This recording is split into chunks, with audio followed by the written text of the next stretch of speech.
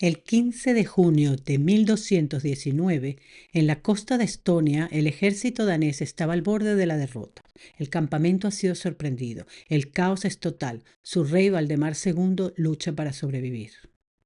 Y entonces ocurre algo inesperado. Los daneses retroceden, la línea se desmorona, alzan la vista y ven caer del cielo una tela roja con una cruz blanca. ¿Pero qué ocurrió realmente ese día?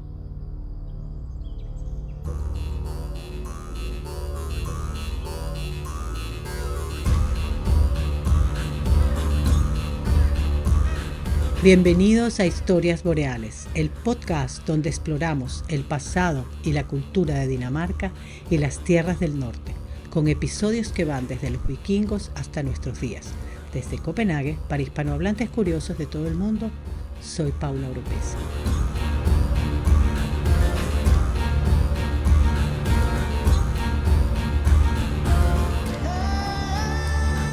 Han pasado 20 años desde la muerte de Valdemar I el Grande. Su hijo, Valdemar II, hereda un reino fuerte, estable y en expansión. Su reinado será largo, casi 40 años y extraordinario. Un rey que no solo gobierna, imagina un imperio, el Imperio del Báltico.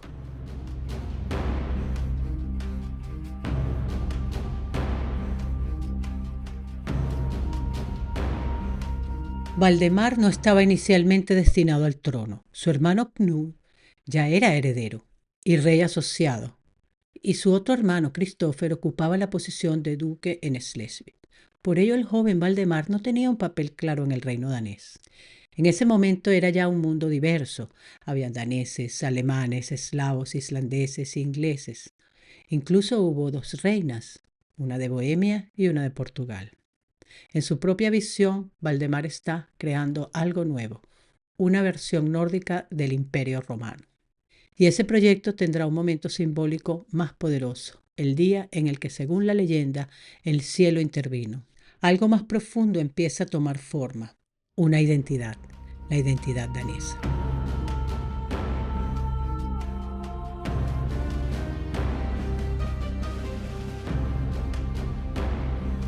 Valdemar crece sin un papel claro, pero con una educación poco común. La familia era amiga del rey de Noruega, en la región de Oslo, y fue enviado allí.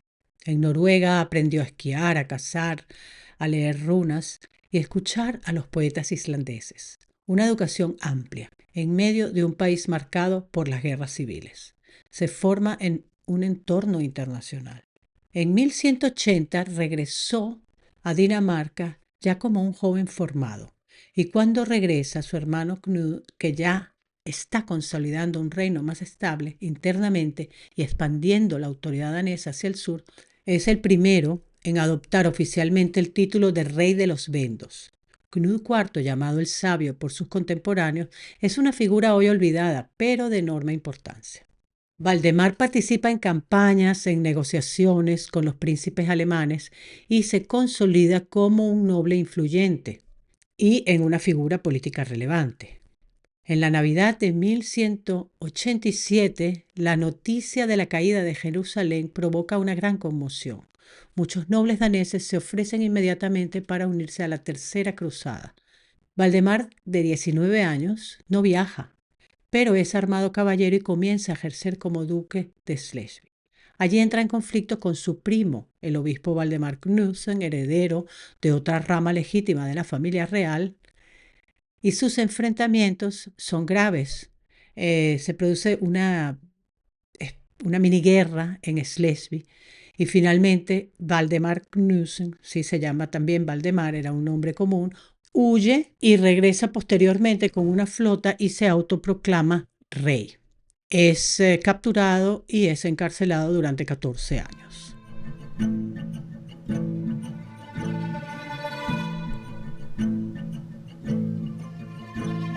Cuando Knud VI muere en 1202, Valdemar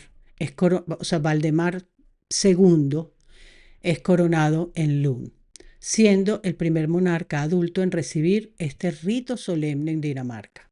Es también celebrado con gran magnificencia en Lund. Esto es importante para entender cómo va cambiando el reino, cómo se va haciendo mucho más formal, se va europeizando. En los años siguientes se fortalece la influencia danesa en Noruega y Valdemar gobierna un periodo de crecimiento demográfico, fundación de ciudades y una prosperidad económica. Estamos hablando de la primera mitad del siglo XIII, a la que se refieren como una edad dorada. Aunque la mayoría de los daneses todavía viven en el campo en tiempos de los Valdemar, eso incluye su padre, las ciudades comienzan a florecer como nunca antes. Los vikingos ya habían fundado las primeras urbes en el siglo XI-XII, pero surgen muchas más, mientras que las que ya existían experimentan un crecimiento sin precedentes en este territorio. La mayoría de las ciudades danesas dependían directamente del rey, pero en algunos casos de obispos. Los monasterios, los grandes señores seculares también podían ser señores de las ciudades.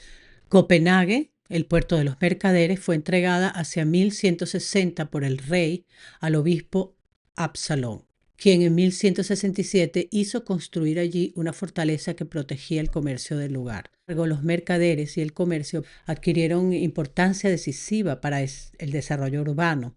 Había un boyante comercio de pescado, específicamente de arenques, que era capturado, salado y colocado en toneles. Y con el tiempo esto que se convirtió en uno de los productos más característicos del comercio a partir del siglo XII. Cientos de miles de toneles de arenques se embarcaban desde los principales puntos comerciales y especialmente desde el sur de Escania. Surgió la necesidad de barcos cada vez más grandes y todo indica, de hecho, que fueron los daneses quienes inventaron el tipo de embarcación que vendría a superar al tipo más antiguo de la época vikinga. Se trata del llamado kok o coca. Este tipo de embarcación, que se diferencia de los barcos vikingos porque tiene un fondo plano y un solo mastil, era más fácil de maniobrar con pocos tripulantes. Se supone que se desarrolló en la región del sur de Jutlandia y era usado por diferentes comerciantes de la Liga Hanseática durante la Edad Media. Recordemos que la Hansa o la Liga Hanseática, es esa confederación comercial y defensiva de gremios de mercaderes y ciudades libres en el Mar del Norte y Mar Báltico.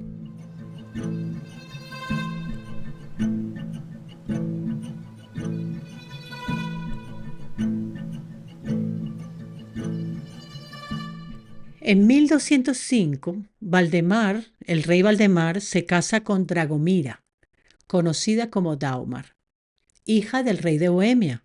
Esto fue una excelente alianza para el reino. Fue una pieza importante en la construcción del poder de Valdemar, ya que tenían raíces eslavas y fueron capaces o daban la posibilidad de tender puentes culturales entre los diferentes pueblos del reino. Ella era una buena católica y tenía la bendición del Papa. Era una época en la que Roma adquiría más y más poder. Dauma fue transportada por un barco y en una de las islas frisias danesas, Mandu o Manu, que tiene 8 kilómetros cuadrados aproximadamente, y a la que se accede mediante 2 carreteras que emergen con la marea baja. Allí la llevaron en un barco unos caballeros y la cargaron hasta los brazos del rey. No se sabe mucho de eso, pero su muerte en 1212 provocó un luto general. Esta fue una de las tragedias personales que vivió el rey Valdemar.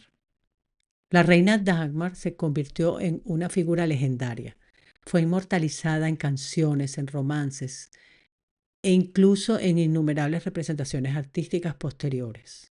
Hablan de su hermosura, de su gentileza y de que era muy querida por el pueblo. Además hay otras crónicas que hablan de alguna intervención política que se relaciona con la liberación o el envío del primo Valdemar, que estaba en prisión, a Roma, como era clérigo, y en el que el papado garantizaba que no regresaría más a Dinamarca.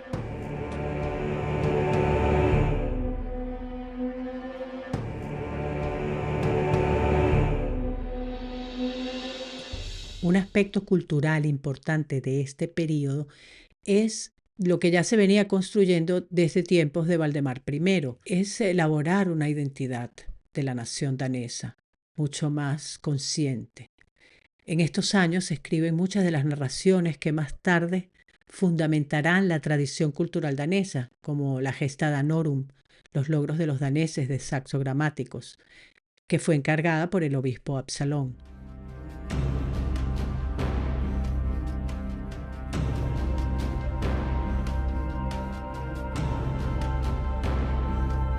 Poco después de la muerte de la reina Daumar, el rey se casa nuevamente. Esta vez se casa con Berenguela, una princesa portuguesa. Ella era hija del rey Sancho I de Portugal. Y a la muerte de su padre, sus hermanos Alfonso y Fernando se disputaban la sucesión. Alfonso era aliado de Francia, mientras que Fernando era aliado de Inglaterra y el emperador alemán en contra de Francia. Se concertó el matrimonio también como parte de alianzas. Ella tenía poco más de 20 años y él le llevaba más de 2 décadas.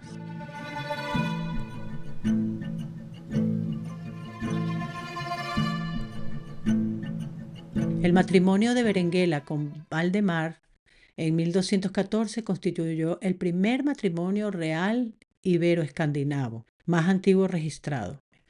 Años después se casaría también Leonor de Portugal, la sobrina de Berenguela, con el hijo mayor de Valdemar, conocido como Valdemar el Joven.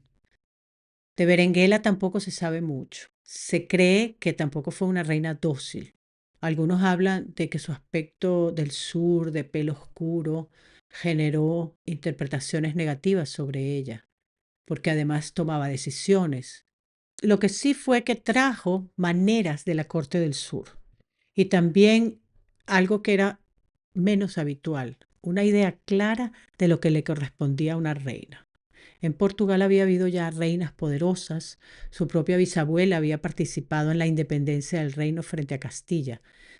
Así que Berenguela llegó a Dinamarca y consiguió que los grandes hombres del reino le juraran respetar sus tierras personales. Tuvo 3 hijos, Eric, Abel y Christopher. Los 3 fueron reyes de Dinamarca. Además, una hija, Sofía. Las baladas retratan a Berenguera como el reverso oscuro de su predecesora, que era dura, codiciosa, egoísta. En el siglo XIX se revitaliza la temática medieval en muchas naciones o en general en las naciones europeas. En 1855 se exhumó el esqueleto de Berenguela que estaba en la iglesia de San Benito. Los arqueólogos quedaron muy sorprendidos de la belleza de su cráneo, de la simetría de su dentadura, lo que apoyaba la tesis de la belleza de la reina. Incluso hay una ópera de 1878, El rey y el mariscal, en la que se refieren al rey Eric Klipping como la semilla malvada de Berenguela. Cuando la historia danesa busca un culpable para lo que viene después, las guerras civiles, la decadencia, el fin de la Edad Dorada, casi siempre encuentra el mismo nombre, Berenguela.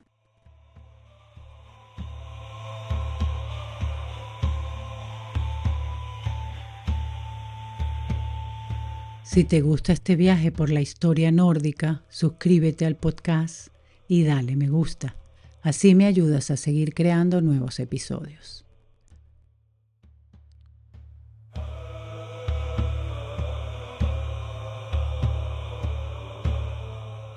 El escenario europeo es importante para entender lo que viene.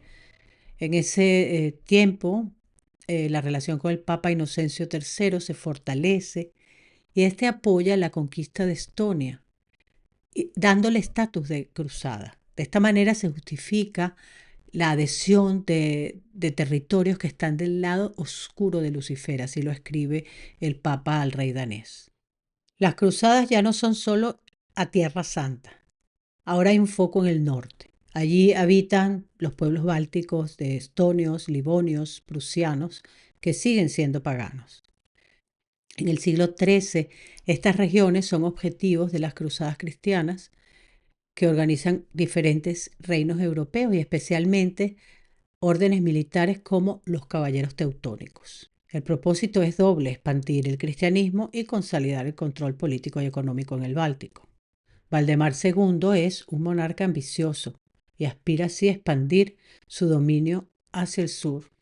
Ve esa oportunidad, una misión religiosa, una oportunidad política y controlar el comercio del Báltico. Debemos entender que en general las acciones de los reinos o de los gobiernos no solo son por ideas, ideologías, sino también por poder político o por estrategias económicas. Eso en la historia y en el presente.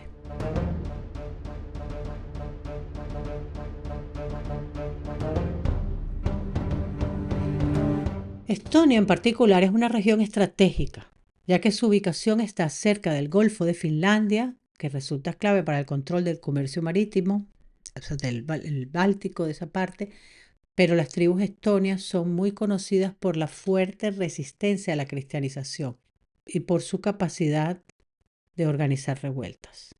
En junio de 1219, la flota de Valdemar llega al actual Tallinn, en la costa norte de Estonia. Valdemar ha movilizado todas las fuerzas militares de su reino, 1500 barcos, dicen algunas crónicas, probablemente exagerado, pero aún así una flota enorme y bien preparada. Y los estonios reúnen un gran ejército que baja desde el interior de sus pantanos y bosques. Valdemar se reúne con algunos jefes estonios y todo va sorprendentemente bien. Se han dejado bautizar, han aceptado regalos, lo han reconocido como rey. Así que Valdemar cree sinceramente que la situación está bajo control. Los cruzados se instalan en Lindanice y comienzan a construir un castillo, el Castro Donarum, en Tani-Lin, la futura Tallinn, lo que significa el castillo danés.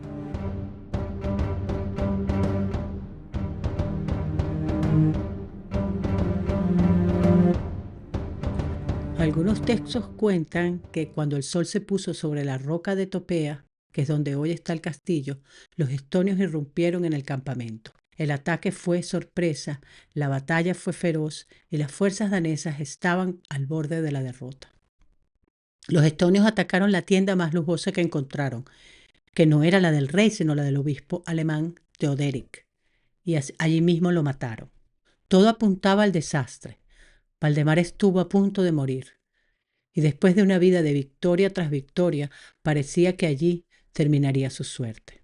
Los daneses retroceden, la línea se desmorona, y entre todas las versiones que circulan, la más famosa dice que de pronto alzan la vista y ven caer del cielo una tela roja con una cruz blanca.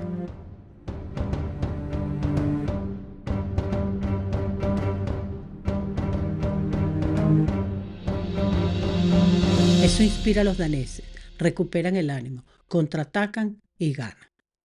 Además, el reino gana un emblema. Esa tela roja con una cruz blanca es hoy la bandera nacional y su nombre es Dannebrog, que se traduce literalmente como la tela danesa o el estandarte danés. Inspiró el diseño de las banderas de otros países nórdicos como Suecia, Noruega, Finlandia e Islandia. Todas tienen una cruz desplazada hacia los bordes. Aquí conviene detenerse porque las fuentes más cercanas a los hechos no mencionan ninguna bandera caída del cielo. Además, los estandartes con cruz eran muy comunes en la Europa medieval. Esto sugiere que puede ser uno de estos estandartes que apareció y del que se siguió hablando. Pero eso no le quita fuerza al símbolo, porque funciona. Hoy representa la identidad danesa, está presente en celebraciones cotidianas como cumpleaños, bodas, la Navidad, los días de sol en las casas de verano y conecta el pasado con el presente. Cada 15 de junio se celebra el Día de Valdemar en conmemoración de la victoria en Estonia y del nacimiento de una bandera que es la más antigua del mundo en uso. A veces no es importante si algo ocurrió, sino por qué se sigue contando.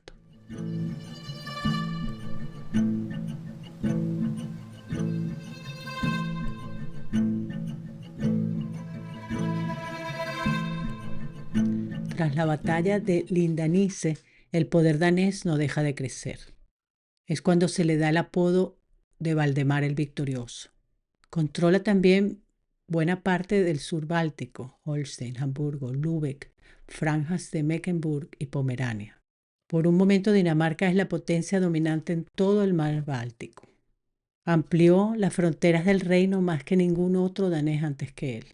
Pero todo imperio tiene un límite y el de Valdemar llega de forma inesperada.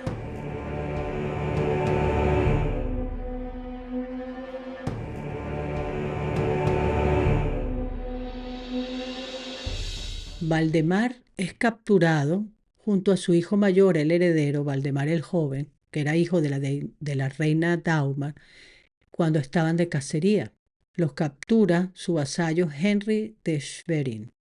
Se argumenta que fue porque estaba descontento con el orden de las cosas, que era un mal hombre, malvado y envidioso. Pero hay una crónica de la época que afirma que cuando Henrik fue de cruzada a Tierra Santa, el rey quedó a cargo de sus posesiones para protegerlas. Allí, y así lo escribe en la crónica, conoció carnalmente a la esposa. Y por eso parece más un marido celoso para cobrarse una falta. Valdemar era guapo, era masculino, bien formado, fuerte, un guerrero, así dicen. El rey le gustaban las señoras casadas y eso le trajo varios problemas. El rey desaparece de la escena danesa durante casi 3 años. El rescate era de 45.000 marcos de plata. Eso para la época era mucho. Así que Valdemar envía mensajeros a todos sus aliados para reunir la suma. Uno de esos fue Ingeborg, su hermana, que estaba en Francia y que, aunque estaba luchando por ser reconocida como reina de Francia, ella tenía privilegios económicos. Para reunir el rescate tuvo también que renunciar a territorios del norte de Alemania. El equilibrio del imperio se rompe y lo que era un sueño imperial además se derrumba definitivamente el 22 de julio de 1227 en la batalla de Bornhoven. Los príncipes alemanes del norte y la ciudad de Lübeck derrotan a Valdemar de forma decisiva. Así que tiene que renunciar a casi todas sus conquistas salvo Rügen y Estonia, lo que debilita su posición en el mar Báltico. El declive de la monarquía danesa se inicia en el siglo XIII por la presión de la nobleza y el poder comercial de la Hansa teutónica. Aquí podemos hablar de que un caso personal desemboca en una desgracia para todo el reino. Otra tragedia a la que Valdemar se tuvo que enfrentar fue la muerte de su hijo, que era el heredero al trono y que fue un gran golpe para él.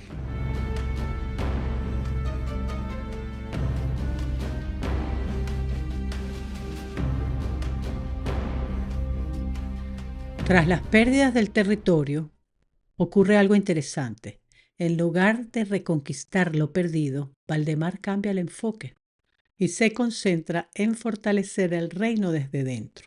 Es una decisión que cambiará la vida de los daneses comunes y marca una nueva era en la historia del país. Ya antes del secuestro, entre 1220 y 22, había completado una obra que hoy se considera uno de los grandes legados de Valdemar II, el Liber Census Daniae, un registro exhaustivo de tierras, de derechos, tributos y posesiones en todo el reino. Es una época en que muchos gobernaban a base de carisma o de espada, y Valdemar entendió que un país se sostiene mejor cuando sabe exactamente qué tiene. Pero su obra maestra llega después, en 1241, el Jyske Lov, la ley de Jutlandia. Es una ley que contiene la frase más citada de la historia danesa en su introducción. Med lov skal land bygges. Con la ley se construye el país, que es el bastión de la idiosincrasia del danés, un apego a la legalidad que rige hoy en día también. Esta ley protegía al campesino libre, regulaba las herencias y matrimonios, imponía castigos proporcionales y, aunque fue promulgada por un rey fuerte, lo obliga a él mismo a actuar según normas y no solo según su voluntad. No es democracia, por supuesto, pero es un paso decisivo hacia un orden más estable y previsible. Además, esta ley se escribió en un danés claro y directo, no en latín, que estaba reservado a los letrados, lo que convierte en un texto vivo, no solo en un documento para juristas, y siguió vigente en algunas regiones hasta el siglo XVII.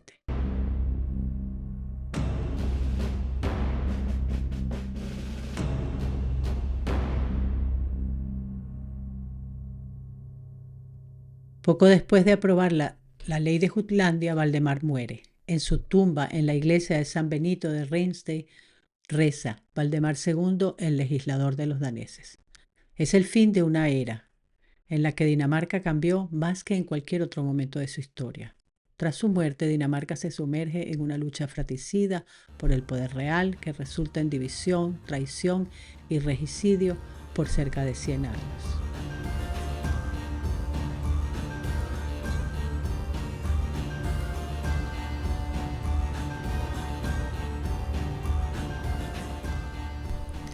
Gracias por acompañarme en este viaje. Recuerda que somos el fruto del pasado y estamos escribiendo la historia de mañana. Te espero en el próximo episodio de Historias Boreales.